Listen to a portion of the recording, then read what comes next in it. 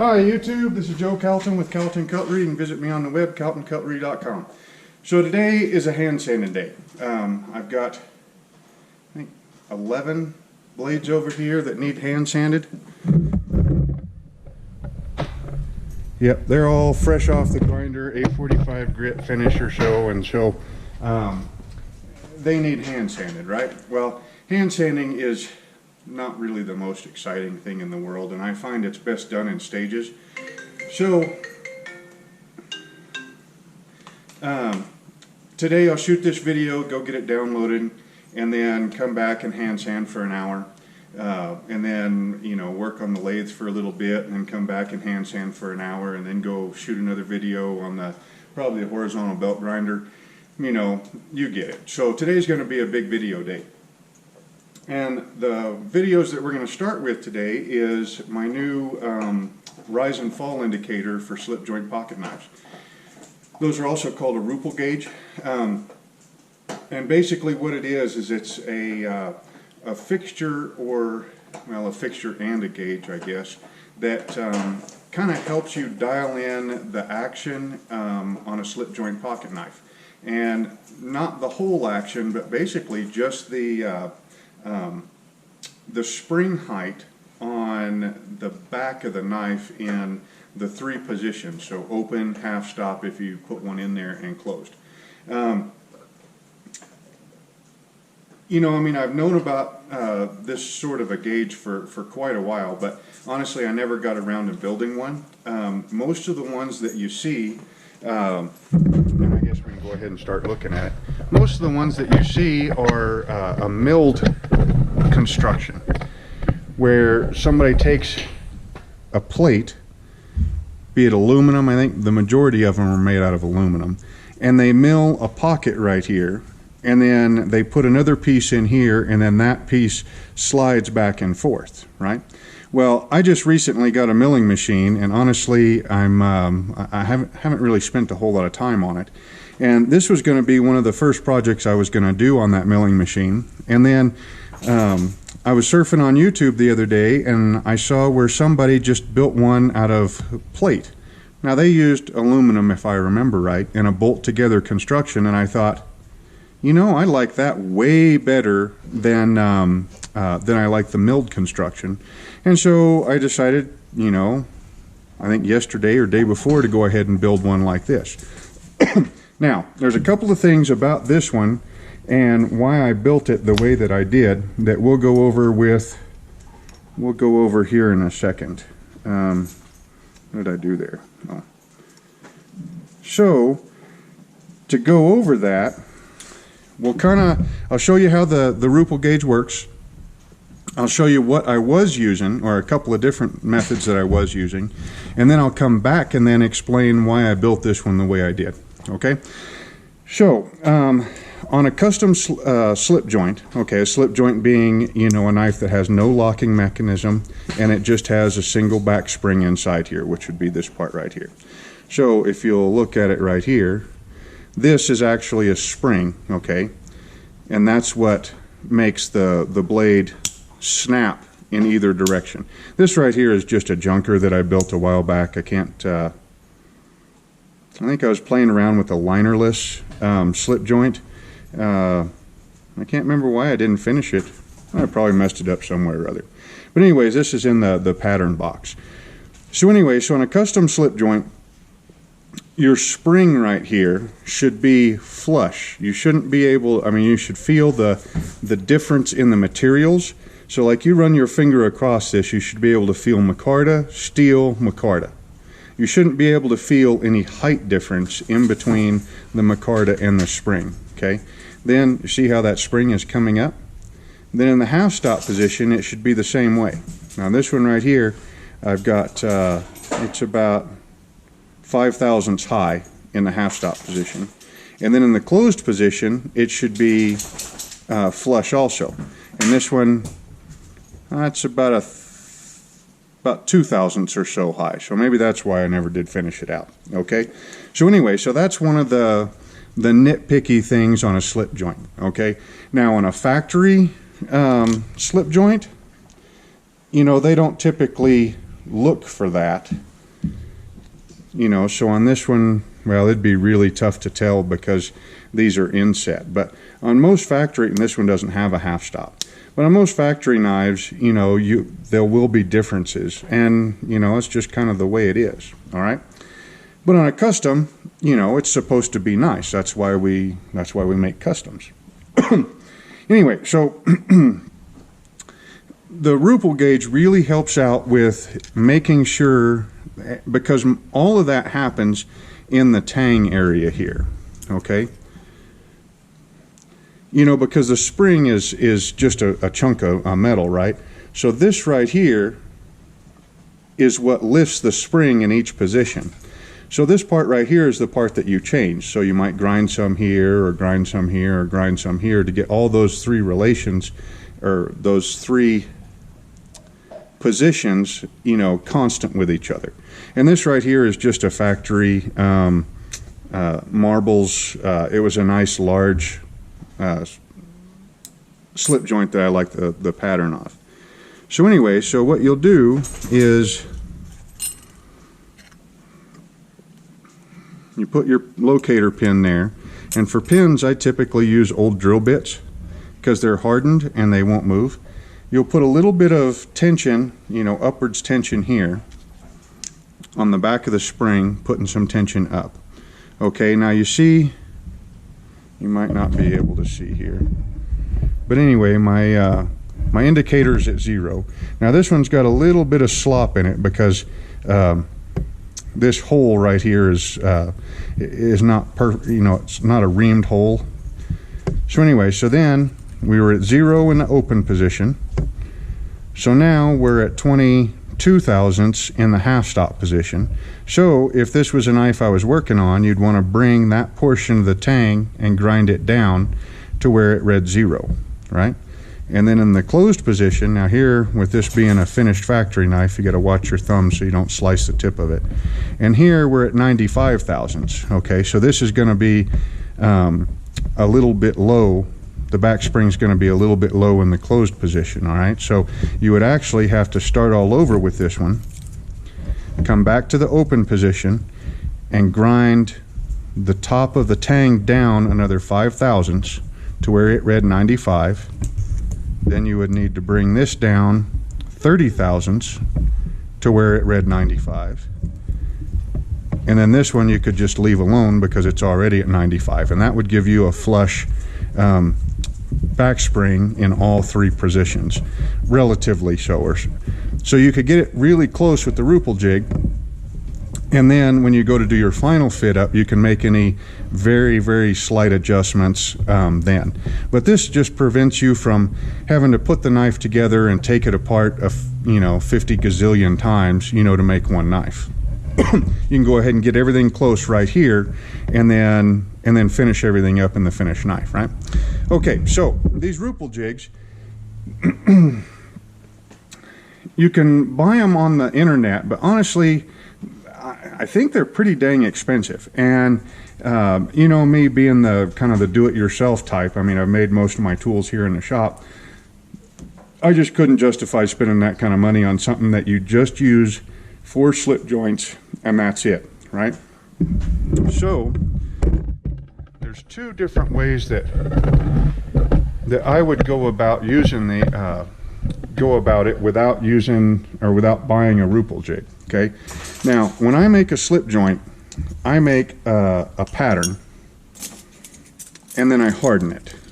Okay, so this is a medium trapper. See, we got liners, the blade, the back spring. This is a small trapper, and this is a very small trapper right here, right? So you make the pattern and then you harden it.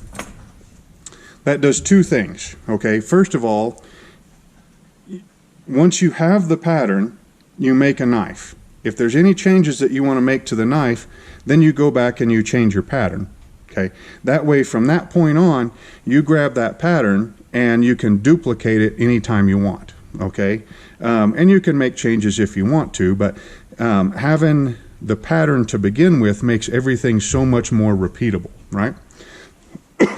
The second thing is that once you've got that pattern, now you can make jigs off of that pattern, that go with the pattern, right?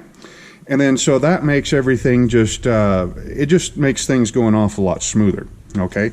So this, and you know, the funny thing is since the move, I'm still missing stuff. You would think that's been like 8 months ago, or heck, it was December. This is November. That's 11 months. You would think that I would know where everything is by now, and I still don't. But anyways, this was in the little box, these two pieces right here together. So these might not be the same, you know, the same pattern with the same jig. So anyway, so what you do is you just, I would take a chunk of steel. This is 1/2 inch. Looks like 1/2 inch. Yeah, this is just a chunk of 1/2 inch plate. And you drill a couple of holes in here off of your liner pattern, okay? So your liner pattern has got your back and your middle holes to hold your back spring in place, and then it's got your pivot pin, okay? So since you're making everything off this pattern, that will not change from knife to knife to knife. And since this is a hardened piece of steel, it won't change from knife to knife to knife either, okay? So you take yourself a chunk of steel and you go ahead and you drill holes from the pattern, you know, and then you can go ahead and either set the thing up with an indicator dial, you know, and that way you can use that as your ruple jig, right? The next best thing, and quite a bit better than this thing right here, is to just grab a big old chunk of scrap iron. This one right here is 2 inch, yeah, 2 inch by 6 inch by 8 inch. Okay, it's a big old chunk of steel, right? Drill your holes for that particular pattern. We'll just put this off to the side and act like this is a pattern. Drill your holes for that particular pattern right in the chunk of steel. Grab yourself a magnetic dial indicator, or a dial indicator with a magnetic base like this, okay, and then you can set it up to where you can do the same thing as what a ruple jig is doing, okay? The nice thing about this, doing it this way, is that it is very cheap, okay? More than likely you're going to have a dial indicator with a magnetic base for doing other shop projects anyway, and more than likely you're going to have a big old chunk of steel like this laying around somewhere anyway. You know, this is a quick and easy way to do it, okay? One of the great things about using a thick, heavy chunk of steel is that it's all stable, okay? It doesn't, I mean, if you build it heavy enough, it doesn't move around, okay? I mean, it just sits there, okay? So when you bump it, it doesn't move quite as much, okay? Also, you're able to get nice deep holes. Let's grab this one right here. If you just had your pin, okay, if your slide material, well, if you were using a smaller piece of steel, right, and you were only able to get the pin in maybe 1/8 of an inch, there's a propensity for that pin to wobble.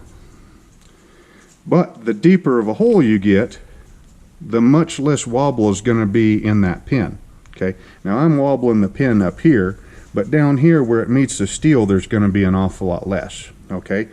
So to get nice deep holes, you need to start with nice thick stock.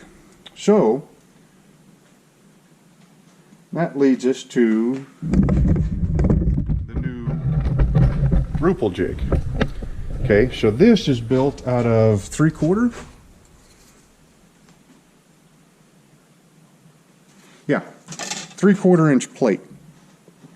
All right, so I got a solid plate at the bottom. See how it's a sandwich, or just a layered type construction? So you got a 3/4 inch plate on the bottom, and it is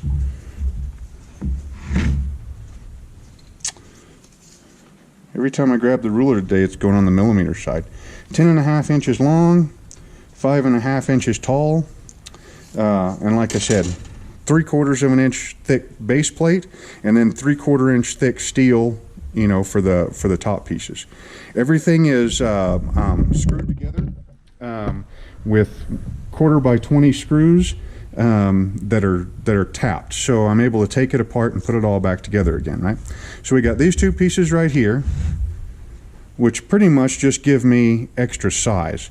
This is about the largest slip joint I think I'll probably make, so I built it to fit the largest slip joint I'll probably make. Now I could go bigger, you just have more of the blade hanging off the end. But I wanted plenty of surface area so that everything's nice and well supported. So these two right here are just plates to hold the blade in place. These two right here are just guides. Now this one right here, that's tapped for another 1/4 by 20 screw, and what that does is it holds this centerpiece in place. And this piece right here slides.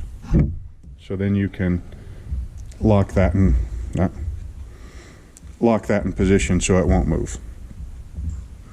Okay, and then the dial indicator.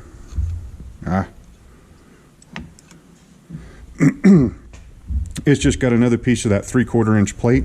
I drilled a 3/8 inch hole down this way through it, which matches the shank on the dial indicator. Drilled and tapped this set screw right here. I think that's a 832. I can't remember, whatever that size screw was. And then this right here is just more 1/4 by 20 bolts that just hold it down to the plate. So there's an awful, and then you just drill holes for your different patterns. Okay, so this large slip joint is going to use 3/32 pins for the spring and for the pivot pin. Okay, so I just drill those 3/32 holes for that. If I was making a, say a medium size knife, and these holes aren't in relation, I'll still use this one if I'm still using a 3/32 inch pivot pin, but then this one right here might need to be over here, or it might need to be over here, either way. And if I was making a smaller knife, maybe a 1/16 inch pins, just drill a 1/16 inch pin here and then move the whole thing down. So there's plenty of spots right here to, to make for different patterns and everything. This right here is just a piece of liner material, so 30 inch thick brass that I drilled a hole in to match, because this part right here unscrews, and that just you can see right there that sits on your back spring. So this is pretty heavy. I was going to weigh it. I would guess it probably weighs 5 pounds or so. I mean, it's pretty stable. So once you put it on the bench, it doesn't really move around a whole lot. So then you grab a hold of this, and it's not going to move around on you, and everything's nice and well supported. You're not worried about the blade, is only supported to here and it's hanging off.